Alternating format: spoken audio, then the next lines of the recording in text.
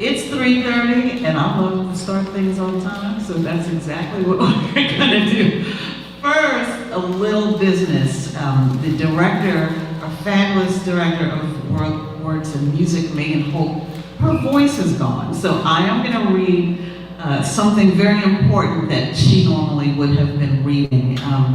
Again, welcome at Words and Music. We support 2 locally owned indie booksellers. Tubby and Coos is our festival bookseller, and next door is Community Book Center.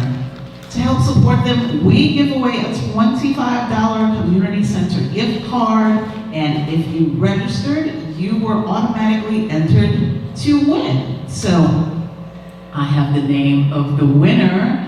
If you are here, Alicia Jasmine? No? Laren Williams? No? And Kelly Howard? Okay. Well, we're gonna start.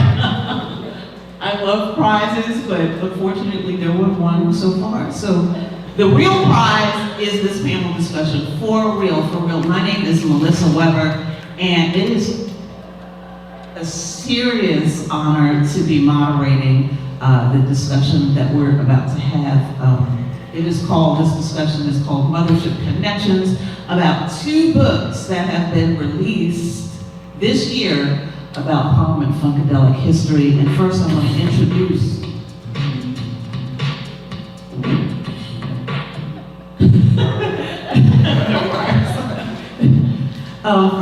introduce our authors and our panelists. Daniel Bedrosian has been the keyboardist for George Clinton and Parliament-Funkadelic for the past 23 years, making him the longest tenured keyboard player in the band's history. Danny wrote the authorized P-Funk song reference, official canon of Parliament-Funkadelic, 1956 through 2023, which was published by Rowman and Littlefield in 2023. And the book is now an award-winning bestseller. So congratulations, Danny, welcome. And also, Seth Neblett is a photographer, director, and writer whose work spans music, film, and literature. Born in Highland Park, Michigan, he is the son of funk pioneers Malia Queen of Funk Franklin of Parliament-Funkadelic and Nathaniel Neblett of New Birth, of the band New Birth. In 2010, Seth founded Image Works Media and Management, where he has directed music videos for legends like Shaka Khan, Mickey Howard, and Vesta. So thank you for being here, Seth. And congratulations on your book as well. And to start things off and to give people a little context, I am a huge P-Funk fan. I'm a huge Parliament-Funkadelic fan. Back in the mid to late 1990s when I was a little baby, I actually started and ran what I was calling a Parliament-Funkadelic fan club, but it was a website, and at that time, websites, web pages with pictures on them were brand new, right? Before it was all words, and then pictures came up, and I had someone to build a website for my favorite band, and so I mentioned that because I met Seth during that time because I was searching for information about Women of Parliament-Funkadelic, and then indirectly, through that website, one of the activities on my website, Daniel and I sort of informally connected. All of that to say, during that time, there was little to no real expansive writing and scholarship about Parliament-Funkadelic. And now, in this year, we have 2 books, not one, but 2, expanding to this history. So my first question for both of you is, for someone who is not a hardcore Parliament-Funkadelic fan like me, or someone who is not an insider like you all, or maybe is not even a music, super music scholar, why is Parliament-Funkadelic important? And then the second question, why are your books important to the history of Parliament-Funkadelic?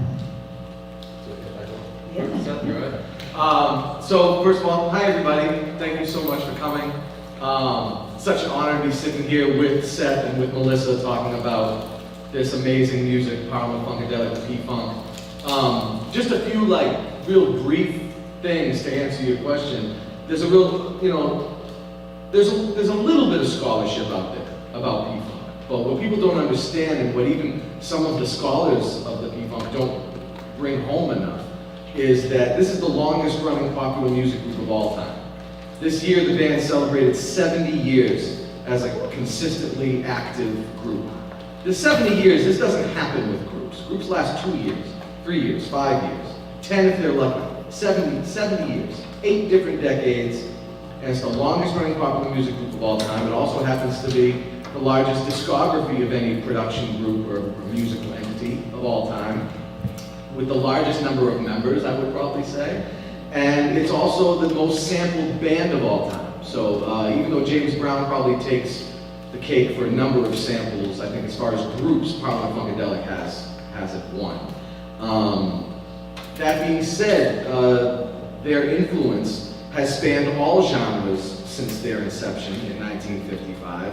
And unfortunately, I think even the band doesn't choose to recognize 70 years. Like, I'm constantly telling them, 70 years, say 70 years, it's 70 years now. And everybody's like, oh, you're almost 70, it's not almost 70, it's 70 years. This is an important milestone in the history of popular music as we know it.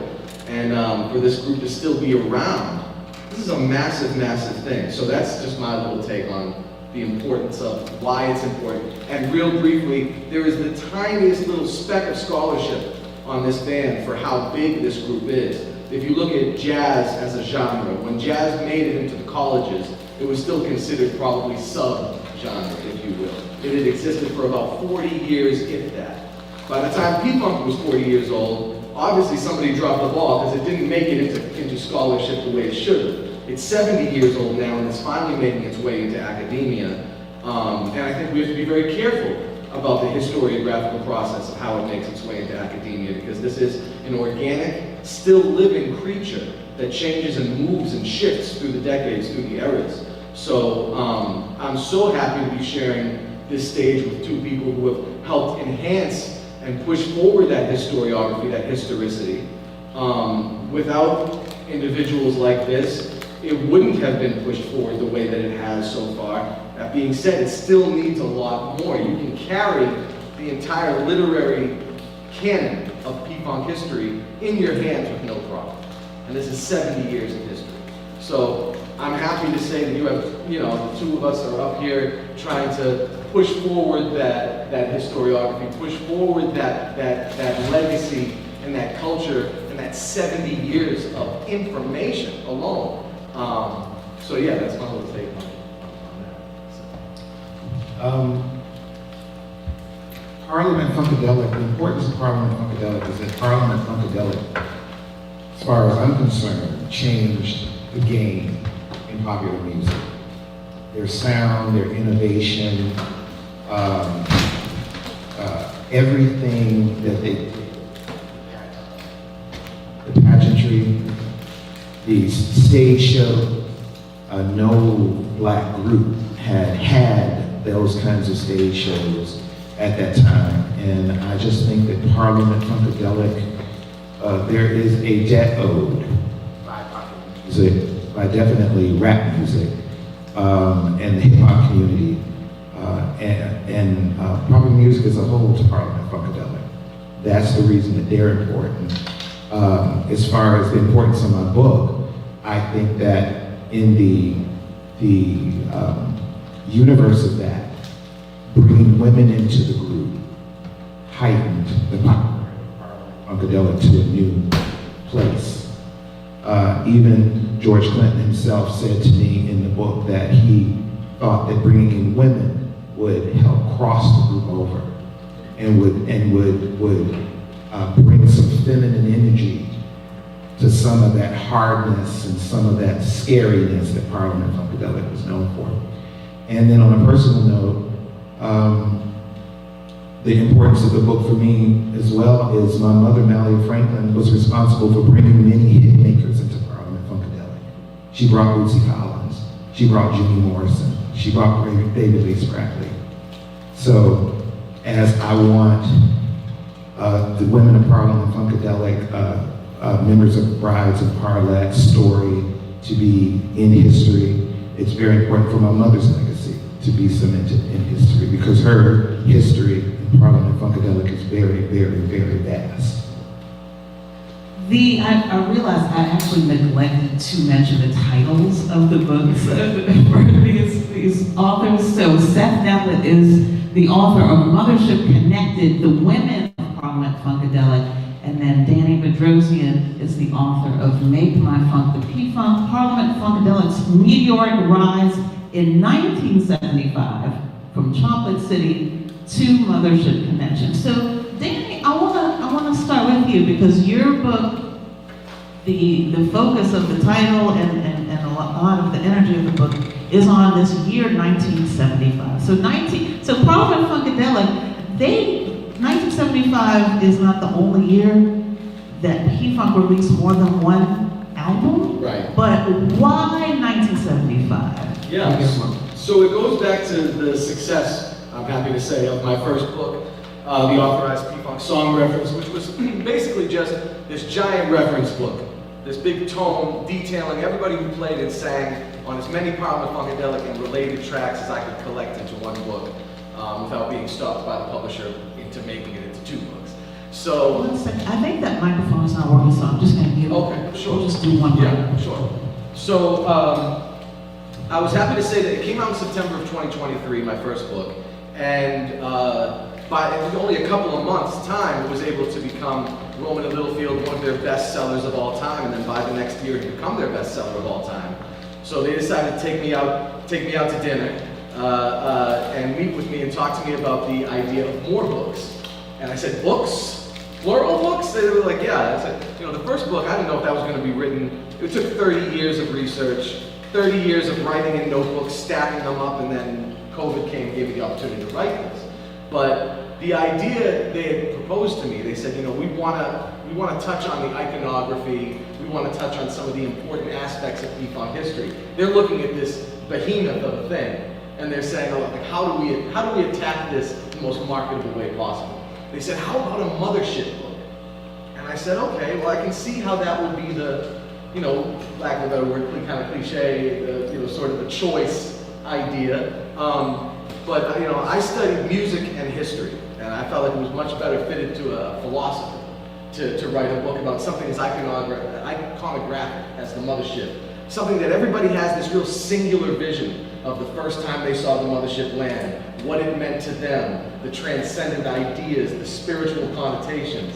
I said, I'm going to get nothing but blowback if I write a book about the mothership because every single human being has their own very specific idea about this prop that was part of the stage show, that was also a centerpiece of the conceptual, sort of thematic outcropping of the P-Funk, as it were. I said, how about a 1975 book? Possibly not even being aware that the album Mothership Connection came out in said year. I said, well, 1975, they put out that album in December, but it's really the trajectory that leads to that album, and the three albums in general that were released that year, Chocolate City by Parliament, and Let's Take It to the Stage by Funkadelic, both in April, in the same month, which is even more kind of astounding. And then 8 months later, the release of Mothership Connection in December. I said, this is, my original title for the book was Station Wagons to Spaceships.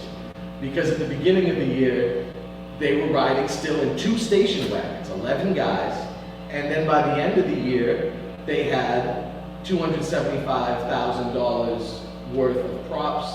Jules Fisher, the great Broadway costume designer who did hair, and Joseph's Amazing Technicolor Dreamcoat and Jesus Christ Superstar, doing all this stuff for George now, doing the P-Funk look, and how much had transpired in just really in 8 months in 1975. And so I really wanted to touch on what allowed for the environment, what historical environment allowed for an album like Chocolate City to come out, what happened in the world politically, historically, technologically, culturally, to allow for that to take place when maybe even a year earlier it could have been considered too subversive, and what led to this trajectory that brought Parliament-Funkadelic to this massive platinum album that really led them on to, a year later, the P-Funk Earth Tour. They're landing the Mothership on stage. A year after that, they have their first #1 R&B hits, Bootzilla, Flashlight, Knee Deep, One Nation Under a Groove, Aqua Boogie, and it just keeps going and going. So without that massive paradigm shift in 1975, it wouldn't have become the huge, commercial powerhouse that it was in the late 70s. So I just thought that that paradigm shift was an important and a very interesting thing maybe to write about and read about. Unlike my first book, this is something you can go get in bed and read a chapter before you go to bed, you know what I mean, and kind of come back to it. It's a real narrative to it. So I thought that'd be an interesting thing. Actually, I find that both of your books talk to each other. So Seth, I'm going to bring you in to this. And actually, JC, can you forward the slide to the next slide? Because I pulled a few pictures of those 3 albums from 1975. It was going in and out a little bit, yeah. Talk to us about your book and bring us in to the story of why you wrote the book that you did about the Women of Parliament-Funkadelic. And there was one quote that you said in the book. You said you wrote this book out of necessity. So talk to us about that. I am not a writer by trade, and it wasn't on my bingo card to write this book about the Women of Parliament-Funkadelic. This came out of necessity originally because there was a filmmaker by the name of Paul Jesson that in 2003, Paul Jesson had just released his award-winning documentary, Standing in the Shadows of Motown, about the Funk Brothers and Motown Records. I met him through my mother's attorney, and he was interested in following up Standing in the Shadows of Motown with a project on the Women of Parliament-Funkadelic. He thought that would be a good companion to Standing in the Shadows of Motown, kind of like the unsung heroes or heroines behind a musical group. He tried to pitch that idea for a couple of years and really didn't get any bites, and he came to me and he said, Seth, I think we're going to need a book. Because he was Standing in the Shadows of Motown, we had a book first. So at that time, I had already been working with my mother, Mallia Franklin, and other members of Parliament like Shirley Hayden and Jeanette Washington, and I was still had a working relationship with Dawn Silva, and was still very close to Lynn Mabry and Sheila Horn, and all of these different women that had been members of Parliament and Rats Funk and stuff. And so when it was time to do, when it was the book came into view, I still wasn't the planned writer. We had actually went to different writers. There was a publishing company that referred a writer to us that wrote a book about eyebrows, who was gonna, they wanted to write a book about the Women of Parliament-Funkadelic. And it just didn't work. It just wasn't gelling. So after I moved from Detroit out to Los Angeles in 2006, I was having dinner, me and my mother, Amelia, were having dinner with my godfather, Bootsy Collins. And I'm just griping and bitching about, we're trying to get this book done and can't find the right writer. I had already done some work because I had, for other things, for the documentary and things like that, I had already started conducting interviews with these women. So and then I lived it on the side. So I knew the basic story. And so Bootsy just looks at me and says, you do it. You write the book. You can do it. And I said, well, Bootsy, I'm not a writer. He said, you're smart. You started doing the work. People know you, they love you, and they trust you, and you know when somebody is running some bullshit. So you're the perfect person, right? So that began my journey to writing this book. And my mother was still living when this started, this journey started. She passed away in 2010, 57. And that made it even more important for me to get this finished because she was no longer here. And so that's how I became the writer.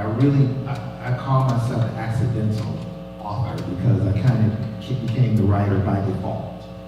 And then it just became a mission. And so here we are 20 years later, and it's out. So, Seth, you mentioned obviously your mother being in the band, so you have close familial relationships, and then Danny, you have been in the band.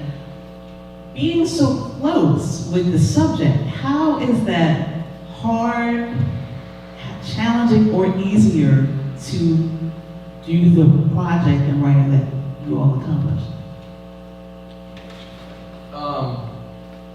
Yeah, you have to separate yourself a bit from the subject matter, and I'm happy to say that, in school, I grew up playing classical piano. My parents were both concert pianists. They ran a piano school. By the time it was time for me to go to college, I'd already done almost 18 years of strict classical training.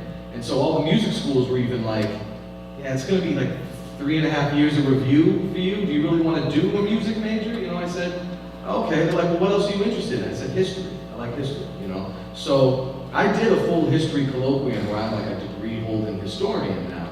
And in the colloquium, they teach you everything is primary sources, everything is legitimacy. If you cannot legitimate, and make this correct, then it's not even worth putting forward, whether it's a concept, a story, a paragraph, or an entire book. So I had to start with that, and they would make me write about things that were close to me, close to my background, close to whatever, and force me to not have a bias.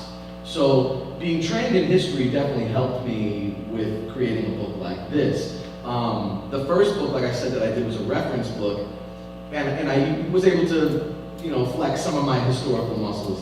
But for this is truly what they call a monograph, which is just a fancy word for a history book, written in the Chicago style with intense footnotes, endnotes, and bibliographic sources. You can't make a statement without either a primary source interview or a footnote, a legitimized footnote to back it up.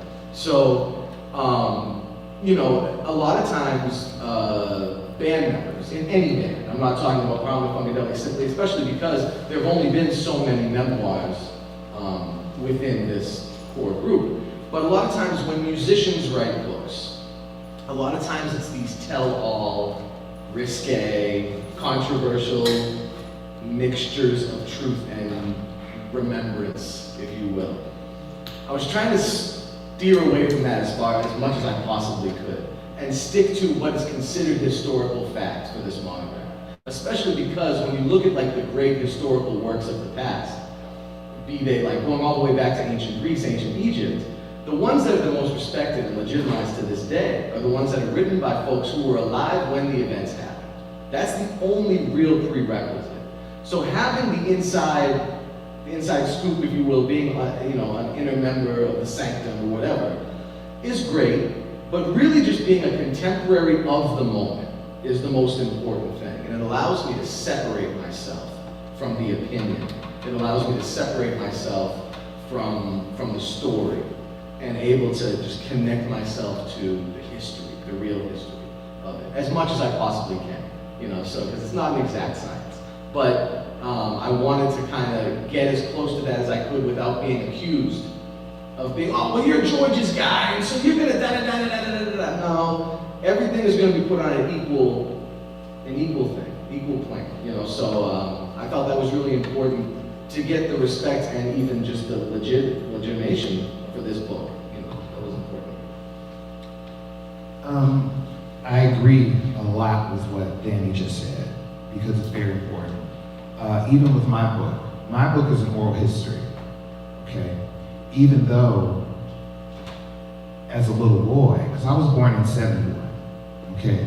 So the majority of my book, 75% of my book, takes place from 1976 to 1983. Many of those years, even as a little boy, I was around, okay? But I chose to do this as an oral history because number one, one of the very first things I say in the introduction of the book is I'm not here to say who's telling the truth, who's telling a lie, who's right, who's wrong. It's not about my opinion. And, you know, for me being Malia Franklin's son, I had to step back because I have my own opinions. But the main reason that I wanted it to be an oral history is because, just as Danny said, a lot of times people will remember things a certain way, or they want to embellish certain things about a story to make the story juicier or better. Parliament-Funkadelic is juicy enough. And you don't need to put more juice on it. Okay? So, for me, it was just about talking to everyone. I've interviewed probably close to 30 people in this book. I interviewed the main 5 participants were all members of Parliament and Brides of Funkenstein. My mother, Malia Franklin, Debbie Wright, and Shirley Hayden Parliament. And then the original Brides of Funkenstein, Lynn Mabry and Dawn Silva, are the, what I call the main interview partners. They're not the only women that have been members of Parliament and Brides, but they were the 5 women that participated in this book. Outside of interviewing them, I interviewed George Clinton, I interviewed Bootsy Collins, I interviewed Sly Stone, I interviewed Bernie Worrell before he passed away, Gary Scheider before he passed away, Belita Woods before she passed away, Ron Brinbury before he passed away, members of the Brides Band, Dwayne Blackbird McKnight and Gary Hutchins, members of Parlette's band, Gordon Carlton, Jerome Ali, Ron Dunbar before he passed away, Bruce Peterson, Cheryl James, who was kind of the one of the road managers, the first female road manager for Parliament-Funkadelic ever in the 70s. And then I also interviewed the women that ran the offices in the 70s. At the time, Parliament-Funkadelic had 2 offices because they had become that kind of empire. One office was in Detroit that was run by Ron Dunbar and a woman by the name of Leslie Valsino. And then there was what they called World Funk Headquarters, which was in Hollywood on the corner of Hollywood and Vine, that was run pretty much by Archie Ivy, who was George's manager, and a woman by the name of Brenda Pierce. Brenda and Leslie are also in this book. The reason that I did this as an oral history as well is just like, you know, Danny said, people are going to have different memories of different things. Even in this book, there are, no, it happened this way. No, it didn't happen this way. No, I remember it happened this way.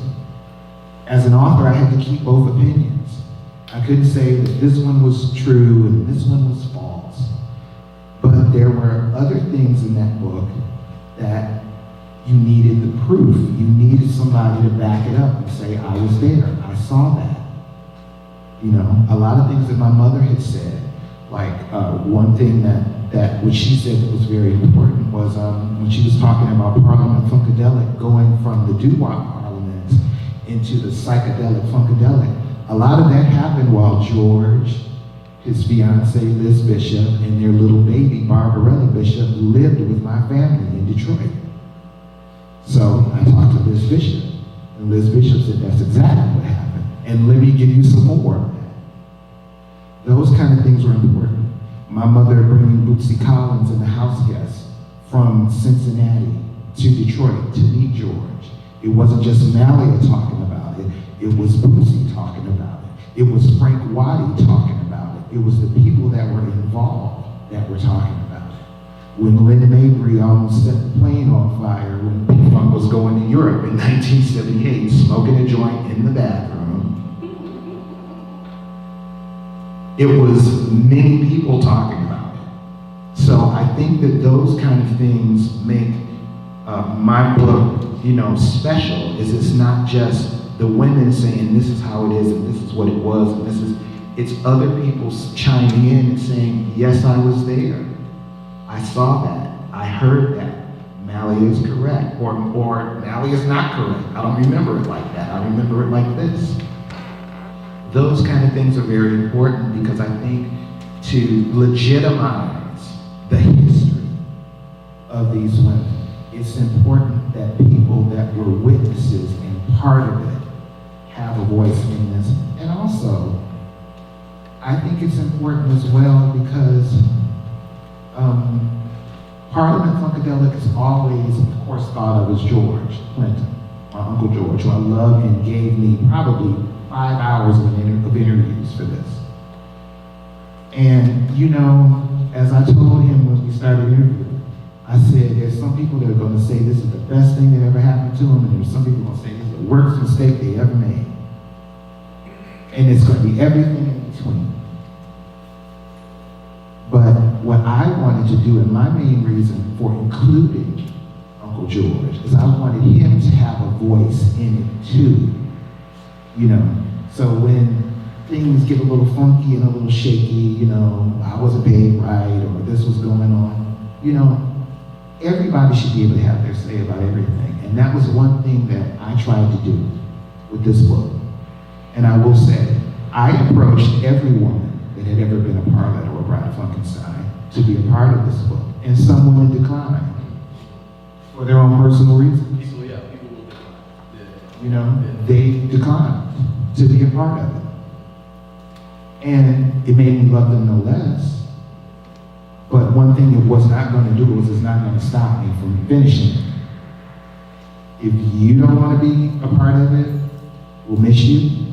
I think the greatest travesty to that is your voice will not be in here. So everybody will be talking about you and you won't have a say in what they're saying about you. And to me, that's the greatest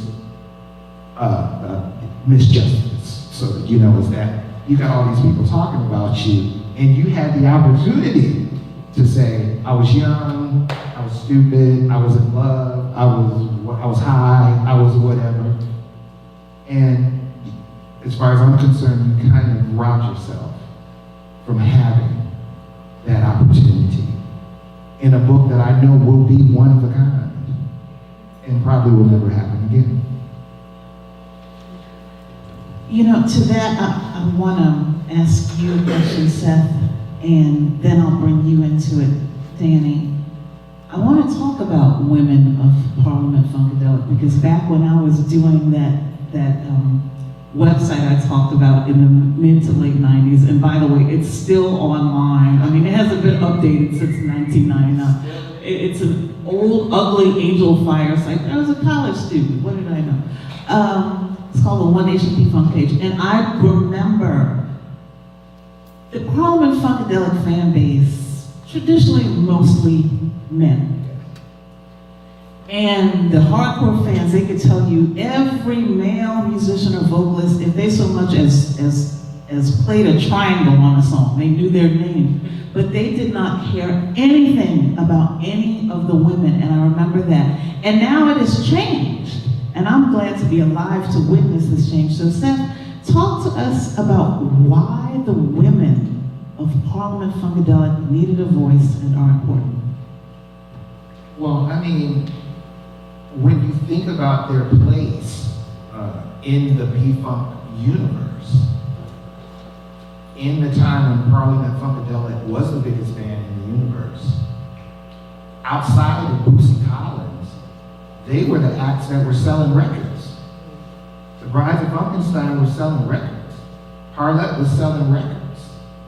And so, if they weren't important, or if the idea or the concept of them wasn't important, then I don't think that there would have been a Brides of Funkenstein or a Parlet. There were a ton of people that there could have been albums on, just inside of Parliament-Funkadelic, but George understood the power of females. And one thing that people told me, Gary Scheider told me, different people told me for this book, is that George always had a melodic side to him that loved female singers. He loved female singers, he loved female groups, and I mean, I knew that just from, you know, being in the studio as a little kid in the 70s in Detroit. You know, he loved a ballad and a pretty song and a woman that could really sing. And then he also loved that woman that could, you know, scream and holler and squall and do all of that, because that's what my mother would do.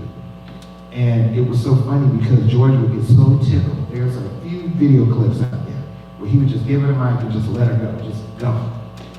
And she'd start screaming, howling, and doing her thing. He would just run all around in circles, and he would just get so excited watching her do her thing. You know, but he did have a strong respect for the power of women and the power of that sonic thing about women. So, you know, just as Bootsy's important, you know, the women are important too. They were an important factor in the success of Parliament-Funkadelic, in the look of Parliament-Funkadelic, in the popularity of Parliament-Funkadelic. You know, I think that George knew that you got the guys, okay, you got Bootsy. You know, he was very deliberate about taking this group of background singers and turning them into their own entities. That was very, very important to him. And so, you know, that's why I just know that this story is important, because I think that the story of Parliament-Funkadelic, and trust me, there are a million stories that can be written about Parliament-Funkadelic, because it was 5,000 members. Almost, it was a nation, you know. But I think that that particular facet of it is very important. And one thing that I will say is, even for the members of Parliament and the brides that did not participate in the book, it does not mean that I diminish their what they brought to those groups and what they brought to Parliament-Funkadelic, because they're important too. And as a writer, you know, I had to, you got to draw the map. You got to draw it out like it goes. You can't skip over it because you know, you're mad at somebody. You got to stay on track. And, you know, I tried to give everybody their flowers, whether they were a main participant or not. So. Oh, I'm sorry. I want to add one quick thing to that, is the women of Parliament-Funkadelic are in Parliament-Funkadelic too. I just remember some of the bulletin board comments. Oh, the brides of Funkenstein, LP Parliament, they're over there. Well, they're actually in the band. They're on the tours, they're in the pictures. Names, their people. And speaking of the names, Dan, in your books, both of them have helped to name and give credit to them on recordings that maybe they were not credited on before, or maybe properly, and also some of the musicians. So talk to us about how you found out who played on what, which is a lot of the work that informs both of your books. Thank you. That's a good question. I was very honored to be able to, as accurately as possible, include the ladies of Parliament-Funkadelic into this personnel book, the first book. And I couldn't have done it without the help of, obviously, as Seth was talking about, the scores of primary source interviews that we had both scoured and done personally to get this information. So for the first book, for instance, it was the interviews were all done during COVID. So I'd be calling Shirley Hayden, Don Silva, Sheila, or you know, Jeanette, anybody, and okay, let's go through this whole discography. Give me all the stuff. We go album by album, song by song, and without them, and of course the guys too, the fellas, not just in the band, but also in management, people who were in the studio when those sessions happened, like Seth was saying, so important to have that kind of, those bystanders, and those people who were like, oh no, don't forget, Debbie was in there too, you know what I mean? And those things, without that information, it would have been just another book that said, oh, Parliament Brides, they sang, you know? And as important as those names and concepts are, as Seth already said, of course the names of the human beings associated with this thing is super important too. And then if you go back in a historical level, and you peel back and you look at the P-Funk female iceberg, if you will, you go down, you know, you'll see Parliament Brides, because those were the hit makers among the female groups, you know. Brides had some charting singles, Paulette had some charting singles. But then if you go below the iceberg and get to those other layers, you have to remember, again, band starts in the 50s, and it is guys at first. But by 60, 61, the band slides from the doo-wop thing into what they call Northern Soul, which is an often misunderstood subgenre in America, but it's basically the Motown sound and all the competitors in Detroit. And that era is super important to the trajectory and the growth of P-Funk, to the trajectory and the growth of George Clinton as an important cultural figure, as a writer, as a producer. And his growth wouldn't have been complete without the inclusion of the very important females who were there at the very, very beginning. So I have to give it up to Pat Lewis, the late, great Pat Lewis, her sister Diane, and Rose Williams, who made up Hot Buttered Soul, who were a trio of females that probably, Pat alone, probably has the biggest P-Funk discography of any female singer. She is on record starting in 61 and going all the way to 2014, 15, 16. So, an amazing, and unheralded largely. Again, and she should have been on that documentary about the female background singers. Pat Lewis should have been a mainstay in that, because not only was she the leader of the main backup vocal group for Parliament-Funkadelic and the Parliaments, but she was also the ones that they did Isaac Hayes' catalog as well, and a million other people, because they worked for Don Davis at United Sound. And they ended up on all those sessions that were at United. And a lot of people don't know United is the oldest studio in America. The United started back in the 19-teens or before. And then, so this is a major, major part of American music history. And you can go all the way through to the Ruth Copelands during the psychedelic era, Diane Brooks up in Canada with Dr. Music, of course Mal coming in when she came in, and that important introduction of Bootsy to George, but also her uncredited, I think Up for the Downstroke she was uncredited on, and you can hear her voice during the fade. If you know Mally Franklin's voice, during that fade out, you can hear her voice, and so, it was obvious to me. 1997, 98 rolls around, Rock and Roll Hall of Fame. The women are left off completely. There's not a single female that was put on there. And I remember thinking, again, I was a teenager when that happened. I remember even thinking then, wow, they couldn't get one? They couldn't just get one of the ladies of P-Funk? And even that would be a major travesty. All the rest of the women would hate the one that, because that's just the nature of the thing. But they couldn't just pick one person at least, or two, but they didn't. Because, the rest of the choices were also very kind of, and George himself has said, it wasn't just the Rock and Roll Hall of Fame, it was also the recent, the Grammy Lifetime Achievement Award, which really all of us should have received. We received in name only, but we should have all received those awards. I think they had drawn a criterion where it was like 25 years or something, and I was 24 years, so I didn't get the certificate. And once again, I remember saying, huge underrepresentation of women, huge underrepresentation of people that were there with very large tenures, some people who had 40 and 50-year-long tenures being left off, And George fought tooth and nail, actually, with the Grammy people about this, and from what I've heard, with the Rock and Roll Hall of Fame people as well. But they had a straight, this is the number, we're not going beyond this number. We understand you guys are a big band, we're not going to be fooled, is how they looked at it. Like we're tricking you or something, And essentially that's how, and it's a crime, It's a real crime for them not to be included, because their voices are as constant as the men throughout the decades. Not just the important, like 70s that are super important, but in the 60s, in the 80s, in the 90s, the aughts, the 10s, and now. So yeah, super, super important, not just to include, but to give them the real deserved, position that they really played. So I want to chime in on that too, about a couple of things. One thing that, like I said, I did really try to do in my book, Mothership Connected, is pay homage to, like you said, especially Pat, Diane, and Rose.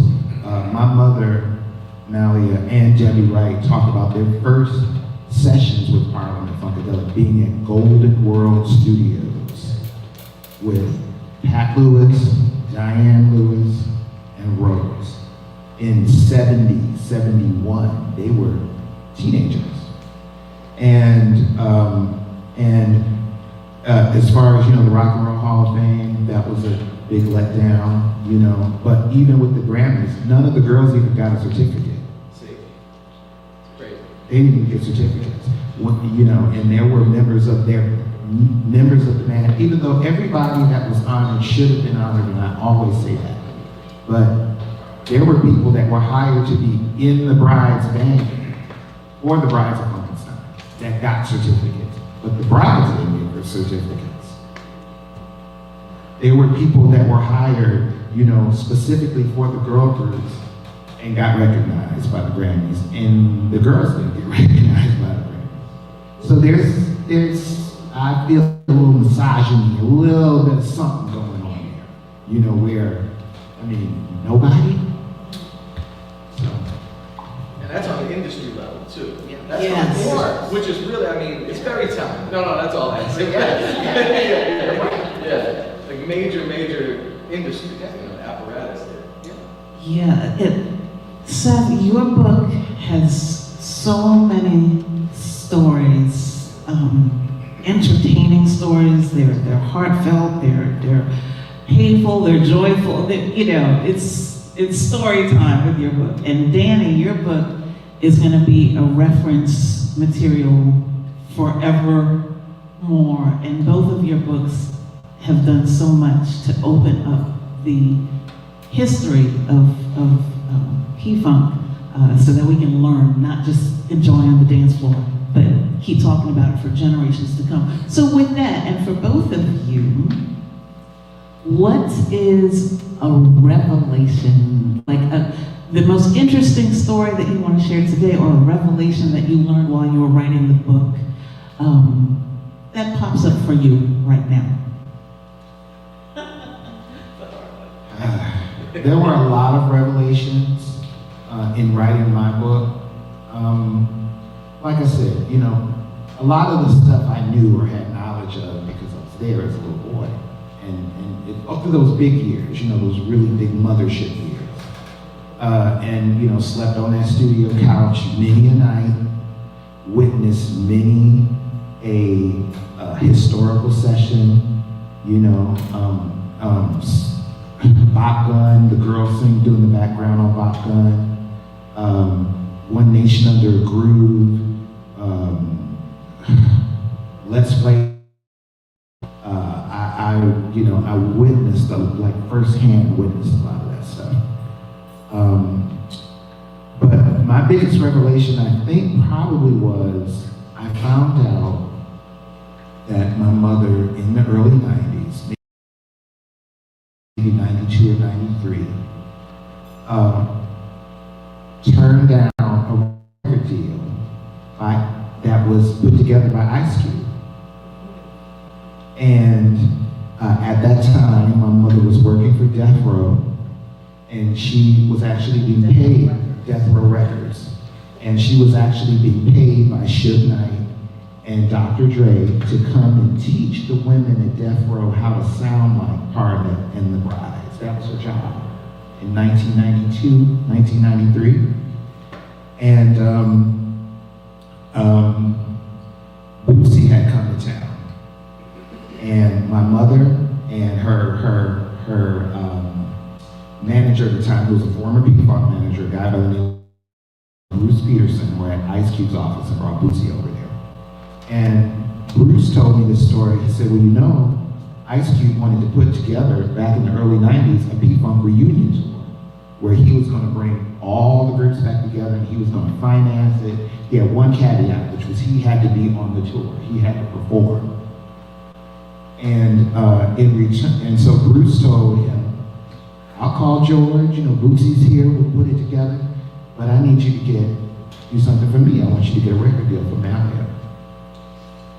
Ice Cube's manager, right in the office, called Sylvia Rome, who at the time was the president of Atlantic Records, and said, I have Malia Franklin here, one of George Clinton's girls, and we need to get her a record deal.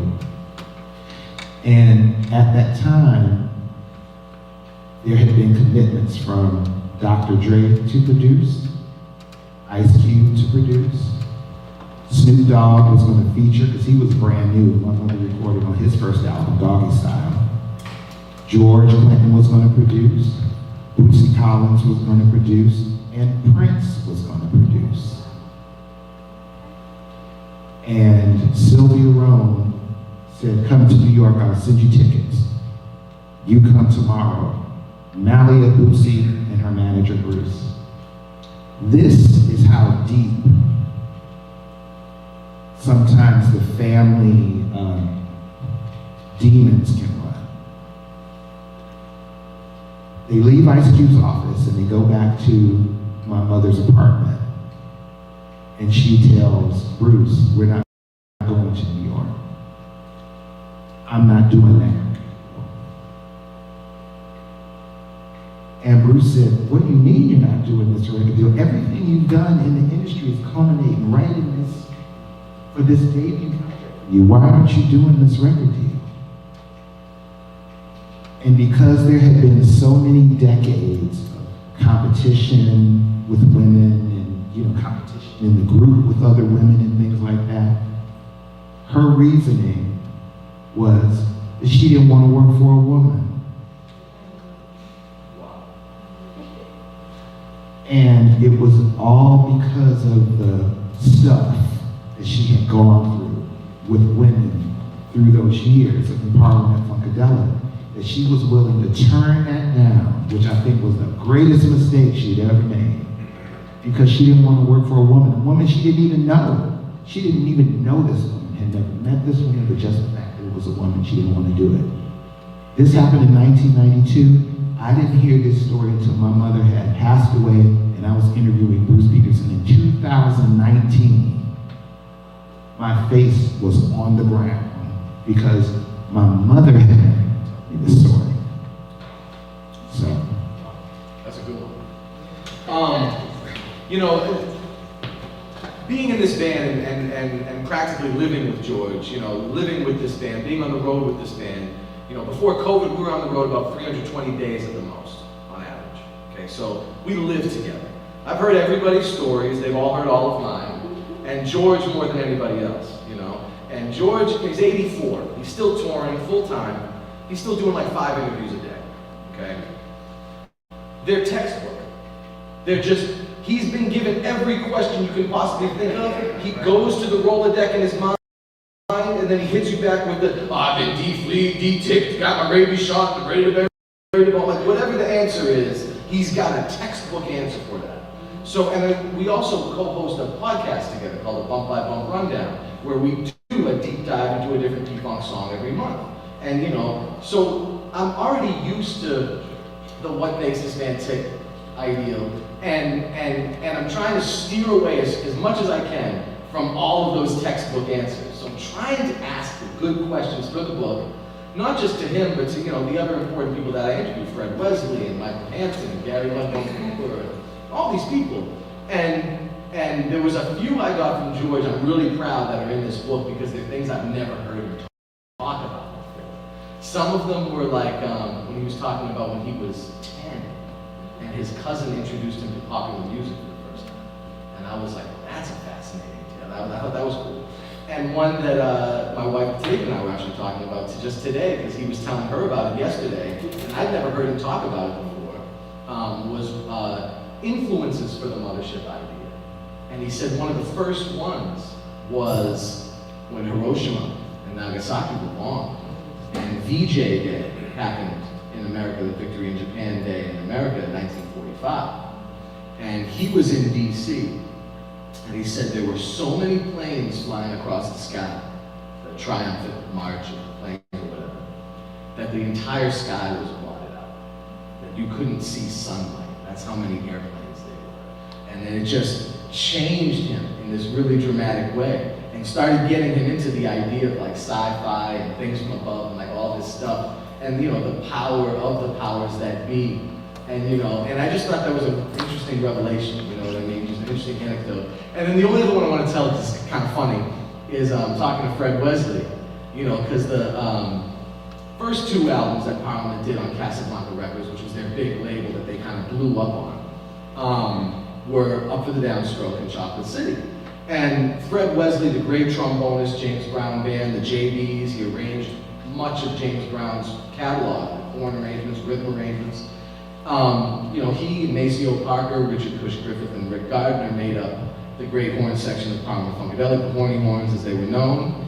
And Fred, you know, came on Mothership Connection. But he told the story about James Brown busted into the dressing room or his hotel room or something and said, "I know that was you on those records." He accused Fred of doing all the horn arrangements on Up for the Downstroke in Chocolate City. And he said, "I know that was you. You didn't even moonlighting and all this stuff." And he said, "I don't even know who George Clinton is, James. I swear to God, I've never even heard these songs, you know." And he said, it was the only, he said, not only was he remembers that really well, but he said it was also one of the only, if not the only time that he ever got an apology from James Brown. Was 2 decades later in the 1990s, he said, "I found out that wasn't you.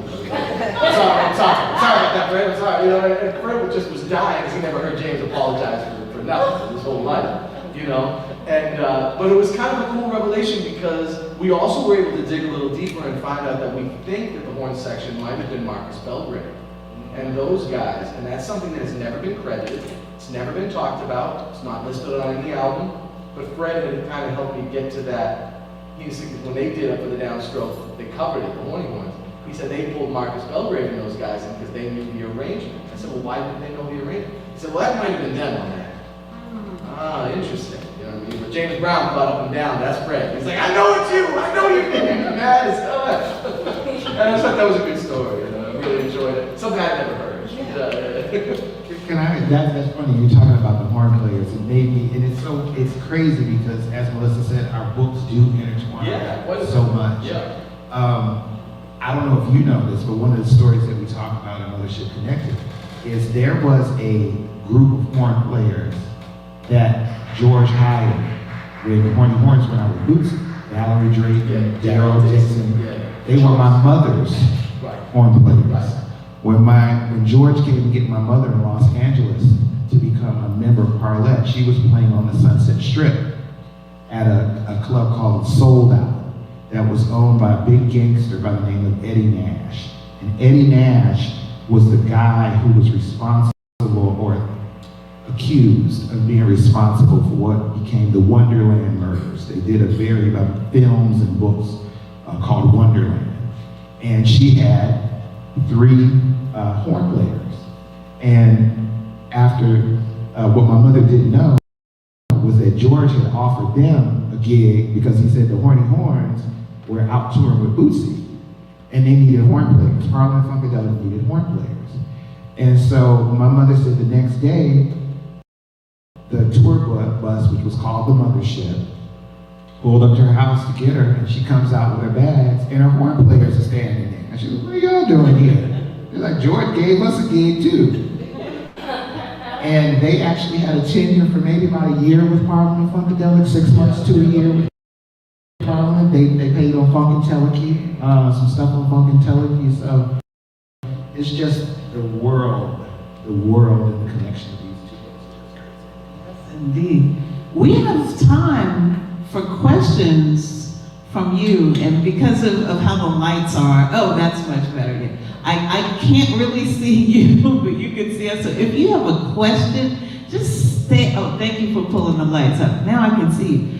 Stand up and let us know what your question is. If you have a question about P-Funk or about these books.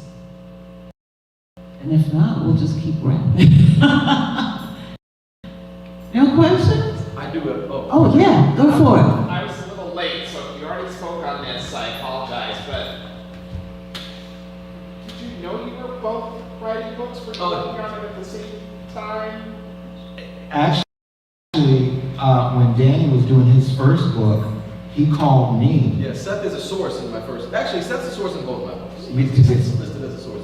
And we talked about, I was telling him that I was writing, but he may have, because I had to write my book forever and a day, so it's like everybody knew. Yes, we did know beforehand that we were writing books. Okay, say one more thing. Sure.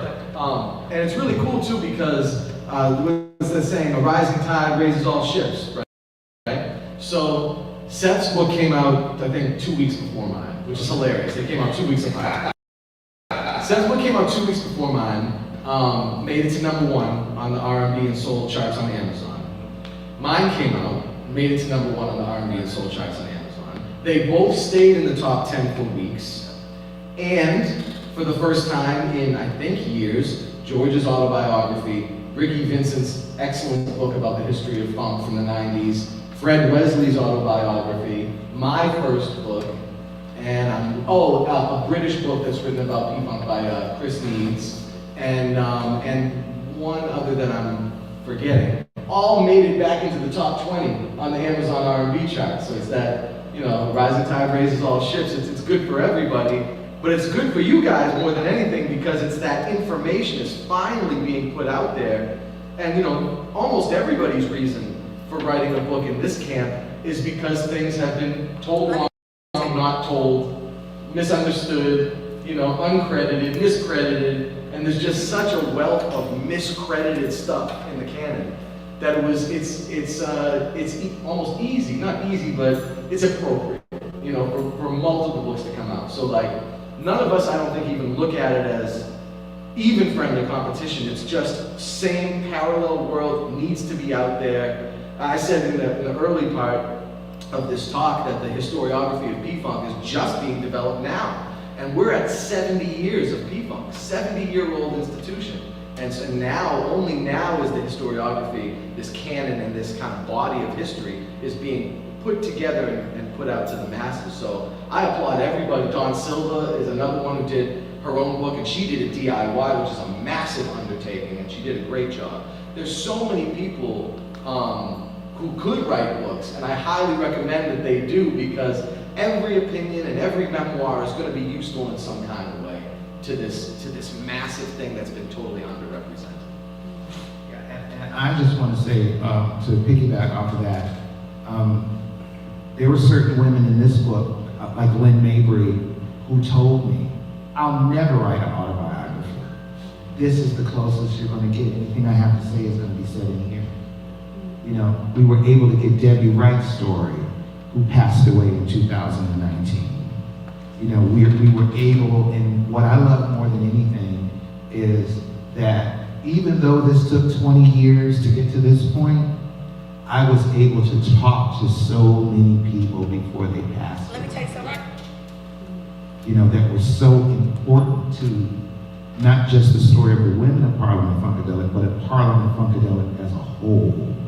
To be able to talk to, people like Gary Scheider and Bernie Worrell and Ron Dunbar, that were cornerstones of Parliament-Funkadelic and the success of Parliament-Funkadelic, I think it's very rewarding for me, and I think it's a blessing that, I'm able and an honor to be able to include their voices in this, talking about the Women of Parliament-Funkadelic, because, I was gifted that opportunity to do that, so that's very important. Any other questions? Yes. Well, because I remember the Funkadelics. I've always been a teenager, but there are a couple of names. Prince, because they said that he was all about maintaining your masters and controlling ownership of your music. Michael Jackson, those two. You have any stories about crossover or impact that they may have had, or collaborations they talked about? Oh, yeah. As far as Prince, my mother was in Prince's film Graffiti Bridge. It wasn't that great with them. But she had a relationship with Prince and the people in Minneapolis that were, there were really some interesting stories about her recording with George Clinton at Paisley Park, because for people who don't know, Prince signed George Clinton to a record deal, Paisley Park Records, in the late 90s, and he did some albums under the Prince label, and did everything, most of it in Minneapolis at Paisley Park, and there's definitely crossovers with people like Prince. My mother was engaged to James Brown in the early 80s. Most people don't know that. That's in the book. One of the brides, Dawn Silva, was kidnapped by Henry P. Newton of the Black Panthers. My mother and Dawn at Marvin Gaye's house in the driveway had to fight Sly Stone's wife and her sister. That's in the book. So there's a lot of everything in this book, and then there's some things in there that answer some questions. Like we're talking about Ruth Copeland. Ruth Copeland in Invictus Records, which was Parliament's label in the early 70s. And Ruth Copeland was a singer from England that had come over to the United States. And Ruth wrote a lot of songs with George Clinton, used Funkadelic as her backing band in the studio, used Funkadelic as her touring band when she would go on tour. But the connection is that her husband was a producer at Invictus by the name of Jeffrey Bowen. Okay? Jeffrey Bowen went on to be a very big producer at Motown Records in the 70s. My mother's younger sister, Jennifer, Jeffrey Bowen left Ruth Copeland to get engaged with my Aunt Jennifer. And then there's this whole thing George talks about when they kidnapped Jeffrey because he didn't want to let the Parliaments go. And the name the Parliaments go, and that Jeffrey Bowen is the real reason for Parliament-Funkadelic, because they could not perform as Parliament because they had this deal with Invictus Records, so they had to start performing as Funkadelic, or as he would say, the Funkadelic background singers. And that Jeffrey Bowen and Invictus Records really were the reason for them having a hold, at least after the Motown thing, having a hold on the Parliament name, why they had to merge and become this Parliament-Funkadelic thing and all these different kind of things. So George told a lot of stories in there. And as a matter of fact, Jeffrey had a lot of P-Funk people play on some of the Motown stuff later in the 70s, like Eddie Hazel and Billy Bass, on albums for a singer by the name of Bonnie Pointer, who was one of the Pointer Sisters. So there are a lot of those stories that are part of Mothership Connected as well. Do you have Prince, Michael Jackson? Yeah, I got some. And then also, I also want to point out too, Seth, also that it was Revelot Records that had caused the initial disruption with the name. Right. So they weren't allowed to use the Parliament's name because the owner of Revelot, LeBaron Taylor, was fighting with George over the rights to the name. And so Billy Bass is actually the one who coined the name Funkadelic. And then George immediately after that said, okay, Apollo Funkadelic is the thing. You know? In that same era, going back to your question, George Clinton was for a time a writer, who sold, well, I mean, he's still a writer, but he sold a lot of tunes to Motown, was licensing out tunes to Golden World Records and Motown Records and Berry Gordy, Ed Wingate, a lot of these big kind of tycoons from Detroit. And the Jackson 5 ended up actually recording a very prominent Funkadelic song called I Bet You Never Lose My Love. And Funkadelic had just cut it on their first album, Funkadelic, in 1969. And it had only been a few months. And the Jacksons were like, we love this song, we want to cover it, you know? And so that was how that happened. On their first album, the ABC album, same album that ABC and I Want You Back were on. They do a cover, and a very nice cover. It's actually very close to the Funkadelic version in a lot of ways. A true homage, but literally just a few months after, you know? And I, got a few chances to actually hang out and talk to the Jacksons, and I was doing I Bet You for a while on the stage with George, and I actually got approached by some of the Jacksons who were like, you really sang that real well. I was like, oh, thank you, and then remembering, oh, you guys did it, so okay, cool. You know, Prince was another one. He was a lot more, he made me nervous. You know, the first time I met him was at Music Midtown in Atlanta, Georgia. I was brand new to the band. I've been in the band 8 months, you know, and I met Prince at my keyboard rig. He was like right standing there, and I said, "Hello, sir, it's good to meet you." He's like, "I'll be standing here watching." I said, "Okay, all right." So he stood like, not even behind me, like just here, like I'm playing, and he's just here, you know, like for the whole show. And I had like a few moments like that. Herbie Hancock was another one who did that to me a couple of times. Robert Glasper is another one. And we went on to become good friends. But yeah, the Prince one, that was probably the most nerve-wracking because he just, you know, he's got the attire, he's doing the thing. He's you know, he's smaller, but he's such a presence. You know what I mean? He could have been 100 stories tall, you know? And I do, that's one of my little personal memories of Prince. And we got to play at Paisley Park, which is his personal studio, you know, and all the food is very specific, vegetarian only, black rice, you know, very specific menu. And you know, he knew exactly what he wanted when it came to music, lifestyle, and he just loved him some P-Funk, you know. And he went to see P-Funk at the Beverly Theater in 1983, and that's what influenced him to write Erotic City, which is very much based on the P-Funk sound. And then George went and covered it on PCU soundtrack, and did an even more P-Funkish version of this, you know, homage to P-Funk. So there's a lot of connections with those artists. We only have a couple minutes left, so I want to end up by giving credit because we are talking about Parliament-Funkadelic, and there would be no Parliament-Funkadelic without George Clinton. So I want to let's have a moment of gratitude, of remembrance, or not remembrance, because George is still very much with us. And remembers all of these stories and more, because George's memory is better than anybody in here, and me too, even at 84 years old. So just a statement from you guys about George Clinton. Uncle George has always been Uncle George to me. And I've said this before, he knew me before I knew myself, meaning he knew my mother before I was ever even a thought.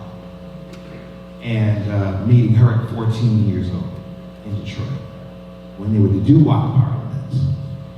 And, you know, one thing that I know about him, and one thing that I can personally say about him, is that anything I've ever asked of him, he's always done effortlessly.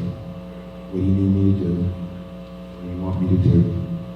And, you know, that's one thing that I think, even in the introduction, the prelude of my book, you know, I talk about how to the world, you know, he's like this, you know, long hair, rainbow hair, kind of freak of nature, and all these things, but I just know him as I know him as Uncle George. I know him as the other guy too, but I know him as the, you know, the one that's kind of, you know, just kind of cool, and just go with it, and it ain't no thing.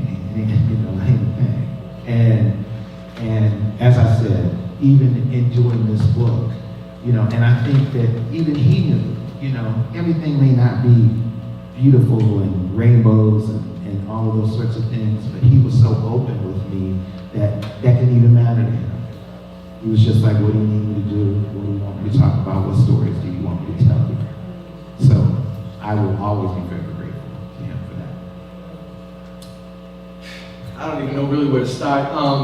I've probably played 3,000 shows with Mr. Clinton over the past quarter of a century. I've been his music director for about a decade, and now I have to like turn around and look for one of his real grandsons when he says, "It's my grandson." I'm like, where is it?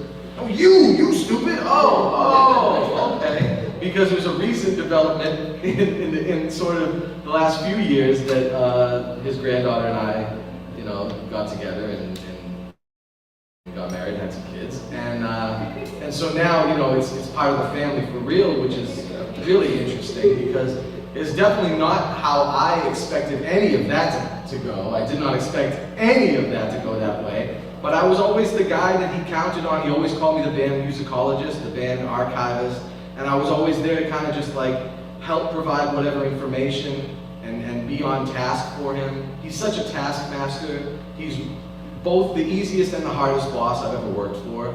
It's both the best and the worst job I've ever had. And you know, you have to watch George like a hawk on stage if you want to keep having a job in George Clinton's band for 25 years is kind of a misnomer. It doesn't really happen. You know, there are guys that have the 40 and 50 years, and they're very rare. There's not a lot of, most people's tenure in Parliament-Funkadelic is a few years, a couple of years, even some of the big people, some of the big names, 5, 6 years, you know. Working for this man, you have to really understand what makes him tick. He has the best ears, the best memory, and the best feel for his music and most people's music that I've ever experienced in my life, in my entire life. I mean, I could talk for hours about this guy, but those are like the real take-homes, you know, like the real takeaways that impressed upon me, like his importance. And the last thing I would say about it is, you know, we always hear so much about artists being tortured by this industry, being tortured by the things that can really break a person.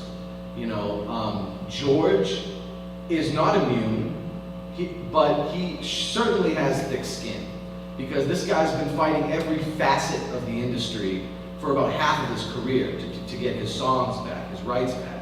And an equal artist to him would have broken by now. Not even a lesser artist, an equal artist, even maybe a better artist would have broken by now. You see the demons and the phantoms take over with a lot of these guys who didn't get their due or were ripped off or just couldn't deal with the spotlight. It's a hard thing to deal with, especially at that front position, that every eye is on you. If there's a mistake, it's your fault. And he just takes it all in stride. He just goes, oh yeah, we're gonna do this next court date. He treats it all like he's still 21. You know, he wears me out every night. 84 years old, sober, wears me out every night. He wears the 20-year-olds out every night. Now we do a few more. We do more. We got more time. Like, we do? You know, when I joined the band, we were playing 5.5-hour shows. The longest show I played with George was 7 hours and 45 minutes. He was up there the whole time. You know, and he's just the truest sense of workaholic. The truest sense of workaholic. And just a joy to be around with all that legacy and all that history. Just an amazing human being. Well, we want to thank George Clinton and Parliament-Funkadelic, who have a very close relationship with New Orleans, because the first Mothership landing was here in New Orleans at the Municipal Auditorium in October 1976, and we'll be celebrating that 50th anniversary next year in 2026. So for that reason and so many more, this was such a special conversation, and please join me in thanking again Daniel Bedrosian.